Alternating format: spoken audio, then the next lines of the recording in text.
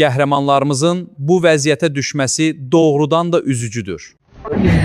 Bura ne için gelmişsiniz? Sözünüzü təqdim edeyim. Bura gəlmişik, 3 aydır bu müalicə almır, imkan yoxdur. Banklar bir yandan, şeylər bir yandan, bu məhkəmədə döyülüb. Bax, neynirəm bunu? Bax, bunları neynirəm, bunları verin mənə. Neynirəm bunları? Nasılsınız? Bunlar bakan uyğundan. Bunun için məhkəmə deyil. Məhkəmə deyil, bunu verəniz. Bir vətən uğrunda da. Verəniz deyil. Məhkəmə baxmır, məhkəmə bunu vurub yerə. Bunu verib yerə, hər deputatın şərəfsiz. İçəri deputatın oğraşqası, deputatın oğraş, boynu yoxladır uşağı. Mənim uşağım canı çıxır. Ben çıkar şişi mənəm. İçəri mən burada şey yapılmıram. Bak, heç bir çopana oğlu baxmır. Oğraş oturup orada xəbəri yoxdur məndən. Kaldır muhalifi tələb edin. Siz onkolog yaxasınız. Xəstəxanasında yatırdınız.